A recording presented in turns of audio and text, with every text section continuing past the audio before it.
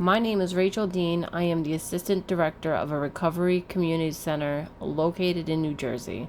The images you are watching are some video clips I have taken of some of the homeless people in my city.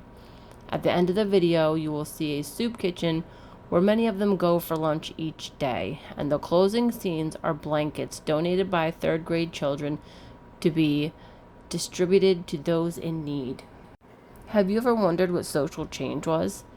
If you are unsure, Encyclopedia Britannica has a definition that might help. Social change, in sociology, the alteration of mechanisms within the social structure characterized by changes in cultural symbols, rules of behavior, social organizations, or value systems. Basically, social change is doing something that will cause a positive change in one's social structure.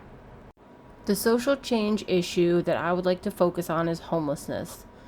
Does this mean that I would like our government to construct massive buildings to house them? Absolutely not. I would like for the circumstances of homelessness to be understood so the real issues can be addressed. Simply putting people in an apartment for free will not help the individual. There are many reasons that people end up homeless. From my experience, the main reason people become homeless is because of substance abuse. Yeah, sure, they might be able to maintain working, paying bills, and even getting high for a little while. But as the addiction progresses, work ethics and their ability to pay rent and bills decreases. These situations are problems that too many people in my city face. Of course, substance abuse is not the only reason people find themselves on the street, but it is one of the significant reasons. As I said, I work at a community center where our primary focus is recovery. By recovery, I mean from substance abuse. So I see what happens when people are so dependent on a substance they can no longer function as a productive member of society. So what happens? They lose their job, home, and family, and are controlled by drugs and or alcohol. I will tell you a story about one of our participants who is currently homeless. She came to the center in 2019 seeking shelter. The organization where I work has a shelter for men and women, among other programs. It was the winter, and she was cold. Luckily, this city has a code in place that when the temperature is below 32 degrees, they cannot be turned away by any shelter. Things have changed since COVID. This participant, whom I will call Katie, was in our shelter for a couple of weeks, and the urge to drink and party became too much. Katie gave in and got drunk. She did not return in time for curfew and was kicked out of the shelter. Mind you, this is the middle of January.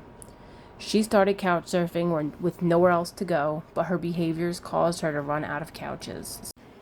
Katie found herself literally on the street. She was friends with a couple of men who took her into their cardboard home. While spending time with her new friends, she began smoking K2, a dangerous drug, synthetic marijuana, also known as spice. A year goes by, and it's winter again. Katie has been living in a box, smoking K2 and drinking a lot. More than enough time went by for her to make another attempt at the shelter. I reminded her about that regularly, and she refused every time. I asked, "Why do you want to sleep outside? Aren't you cold?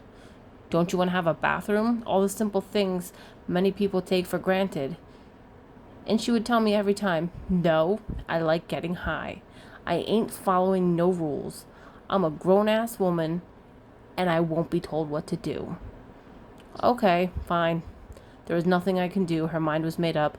She would come into my office occasionally crying about how she couldn't keep living on the streets, yet she refused any help I offered. She wanted her own apartment, not a room, because she refused to share a bathroom. She didn't want to work to pay for the apartment because that would interfere with her partying. There are so many people living on the street just like Katie. That is why I do not believe that just putting people in an apartment to get them off the street would do any good. We need to look at homelessness as a symptom of the real problem. There are so many treatment programs available for those who would like to have a better life, but we need to educate the community and the homeless population who are homeless because of substance and let them know that they don't have to live like that. There is hope. And the best way to get that message out is to get out in the streets and talk about it. Outreach is vital because there is no guarantee that they will seek help themselves, but the results are much better when we bring the help to them.